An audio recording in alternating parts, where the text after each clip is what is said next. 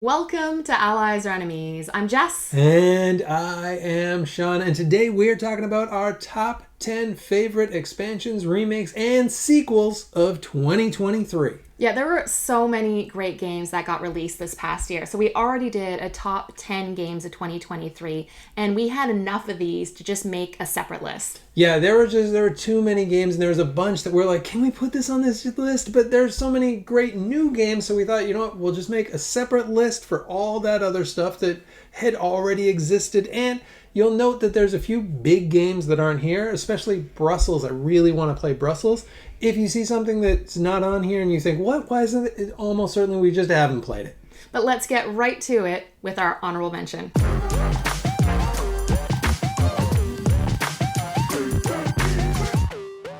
So we are starting out with an honorable mention, and that is Horrified Greek Monsters. And this is only an honorable mention because we only played it once at Essen, and it just didn't feel like enough to put it on the top 10 list.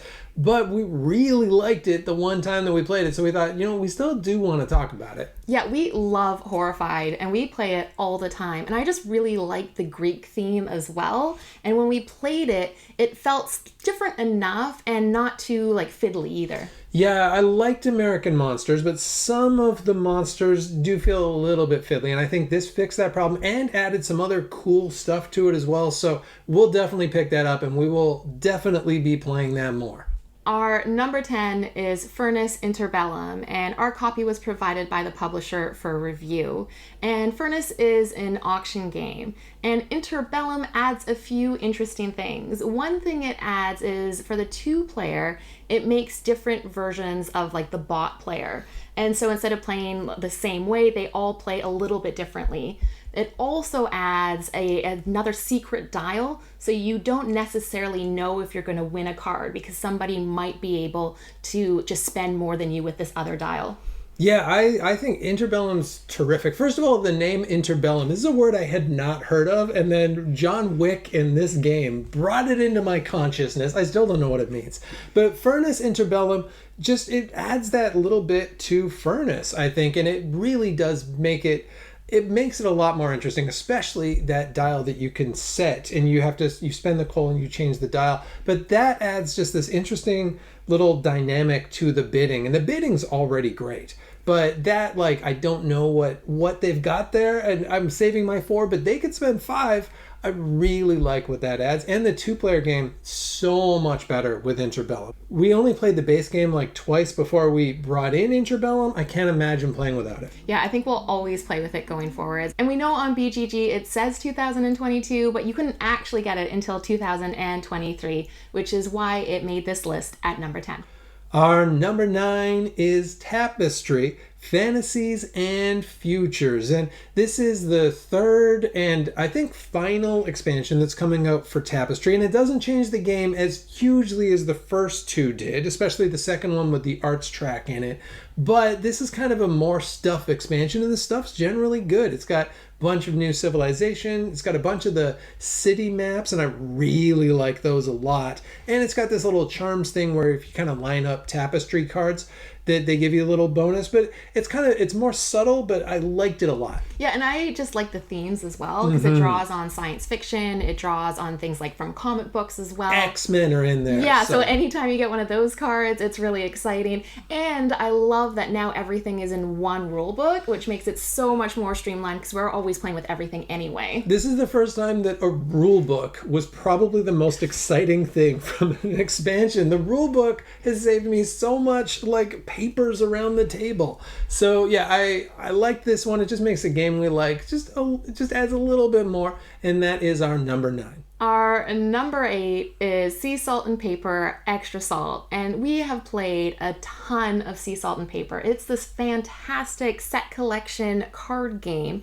and the expansion only adds 8 cards. And it doesn't seem like a lot, but those 8 cards just shift the dynamics a little bit and makes it super interesting. And this is one that we won't take out now that it's in. This might be our most played expansion. The only reason this isn't higher on the list is we were like, it's just 8 cards. We can't, it just feels like we can't put it higher, but in our hearts maybe it is. But yeah, it makes the crabs more interesting. It makes the sets more interesting. It makes the swimmers more dynamic with the jellyfish. If you haven't played it, all of that would be nonsense. If you played this game, you'll understand what I mean. But yeah, it's a game we love, and it adds that little bit of extra salt. Yeah, it was one of the first things we picked up in Essen, and I'm really glad we did, and it is our number 8. Our number 7 is Final Girl Season 2. And when I say our, I really mean my, because Jess has played like one of these. I think I helped you out with 2 games. Right, yeah. Sometimes we'll play at co-op, which just means we kind of make the decisions together.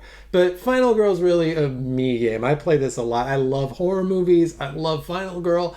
And the new ones have some of my favorites. It's got things for The Thing and for Alien, and it's got the Invaders, which is kind of like a Stranger, Straw Dogs, The Purge kind of situation. And all of them, I think, add just slightly different dynamics. The Alien one is one of my absolute favorite Final Girls.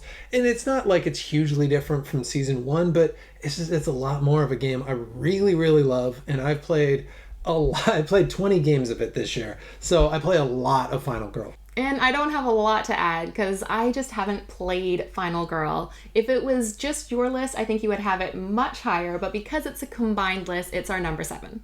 Our number 6 is My Island, and this copy was provided to us by the publisher, but we loved My City. We played it through twice, so we were so excited to get My Island, and it's very similar. It is a campaign tile placement game, but it's a different campaign. It introduces different things, the way it shapes the tiles you're placing, all of those are totally different. So if you like My City, you'll like having a very similar but different experience with My Island. Yeah, and the biggest difference here is the hexes too, because the original was the polyomino shapes, this has the hexes, but it's cool because it's not just like it's a hex shape, but each of the hexes have like different clusters of hexes on them. And so now instead of just placing out the shape, you're trying to place the shape plus match the shapes within the shape with matching shapes in the other shapes. And it does add a cool little layer of complexity. And I really like this. I think this builds on and is even better than My City. Yeah, and I don't want to give any spoilers, but I think the stuff in the envelopes were more interesting as well. Mm-hmm. And that makes My Island our number 6. Our number 5 is Ark Nova Marine Worlds. And Ark Nova Marine Worlds adds a bunch of cool stuff, but the interesting thing about it is it adds stuff while also somehow speeding up the game. So the stuff it adds, first of all, it adds these asymmetrical player powers, which are really cool. So you have different action cards than other people have, and I like that a lot. But also it adds the marine animals. And one of the problems some people had with the base game was they felt like the deck wasn't going through quickly enough. And this adds a whole bunch more cards, but makes that deck move really fast because they've got this mechanic that when they come out, they move through the deck. They move the cards along. So you're seeing a lot more cards, even though there's more cards in the game, and I love that. And I just really like the marine animals as well. It's super cool to add those and the new types of enclosures that you have to get too, but I also just like the tokens as well, and of having it's purely aesthetic, not mechanical at all, of being able to be like the penguins or the monkeys. Those are fantastic. And like you say though, the cards really are the best part about it, and it makes each game feel different. So not only does it feel different against each other, but every time you play, it feels a little different. Yeah, this is one of those expansions that once you've kind of mixed it in, you're just never taking it out. And I know you say that they're not mechanical, but I don't think I've lost yet with the penguins. So they must make a difference. And that is our number 5. Our number 4 is Unmatched Adventures, Tales to Amaze. And Unmatched Adventures, Tales to Amaze, takes the original game and makes it cooperative. So you could get just Unmatched Adventures as its own standalone Tales to Amaze. Tales to Amaze as its own standalone game. But the very cool thing is if you already have a whole bunch of Unmatched, which we do, you can use those characters to fight the monsters cooperatively in this. And I like Unmatched, but you love Unmatched, and I just don't really like playing like the combative 1 versus 1. So this has brought like a whole bunch of new life into Unmatched, as we've tested out all the characters that we've had trying to beat this together. Yeah, I love that I get to play Unmatched now. It's great. We have played it quite a bit. You're a really good sport with it, but yeah, this is really breathed new life, and we're going through everyone on our set, and some of the ones that weren't very good are now suddenly very good. Like I had good luck with Robin Hood in this. And some of the ones that were very good are not nearly as good, like Sherlock Holmes has not done well for us. So that's really cool. And both sides of the map too. Like I like the Mothman, but I really like the UFOs. All the bits to it look great. It really is a terrific expansion. Yeah, and it's been super fun to just play the characters again in this cooperative way, and it makes it our number 4. Our number 3 is Lost Ruins of Arnak, The Missing Expedition. And this is back to back. We've got games that take a competitive game and make it into a cooperative game.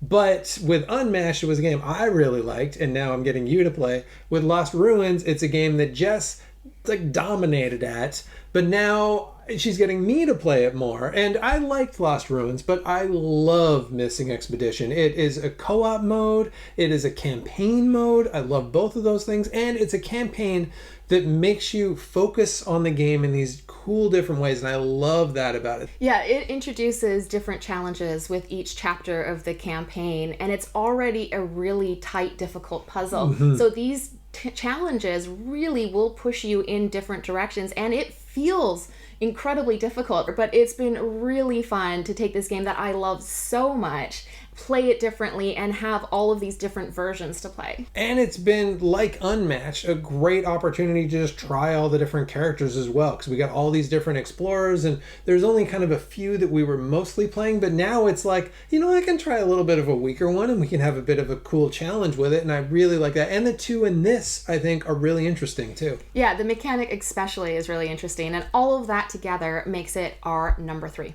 Our number 2 is Village Big Box. And Village Big Box just takes everything from Village, all the expansions, and puts it all in one big box and adds a new expansion, the Marriage expansion.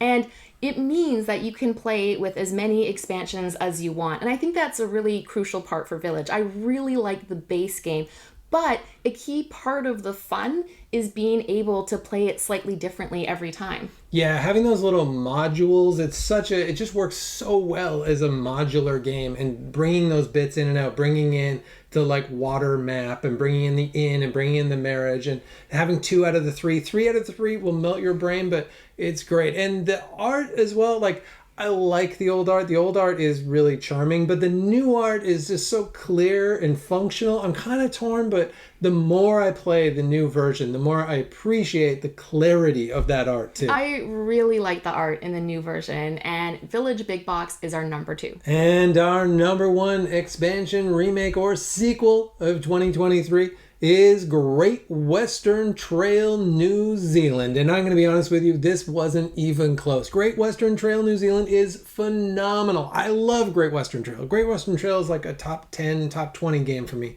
Great Western Trail New Zealand is by far the best version. This takes everything I love about Great Western Trail and it makes it smoother, but it adds more. It's got this great island board that feels a lot like the, I think it's Rails of the North from the original, and I thought that was you have to always use this expansion, but does it better and smoother. And then it's got these little modules, and we've been talking about modules, and I love them, but it's got these different cards you switch in. It adds a deck building mechanic. It changes the cows to sheep. It's great. Yeah, because it already is a bit of a deck building mechanic, but the new cards it adds lets you be able to get a bonus without taking up a card slot in your hand, which is such a nice addition. And I just prefer sheep. They are so adorable, and it's great when you can throw in the sheepdogs and then the shearing that you can do, because that adds a new worker of shearers, and you can get a lot of money by shearing that wool. Yeah, there are more paths, I feel like, in this than the other two. And we've got all 3. I'm glad to have all 3. I think Argentina to me, it feels the heaviest. I don't know if it is the heaviest. The original, still, I will play that because I love having the light quick version. But this, if I got to pick 1 out of the 3, this is it. It's not even close. And I love it. And that makes Great Western Trail New Zealand our number 1. And that is it. That is our top 10 remakes, sequels, and expansions of 2023. And like I said, we have not played everything. So ask us in 2 months. There's probably going to be 2 or 3 other ones that we find out there that we would have put on this list. Thank you, though, so much for watching, and please let us know what your favorite remake, sequel, or expansion of this past year was. And as usual, please like, subscribe, and hopefully we'll see you next time for another game.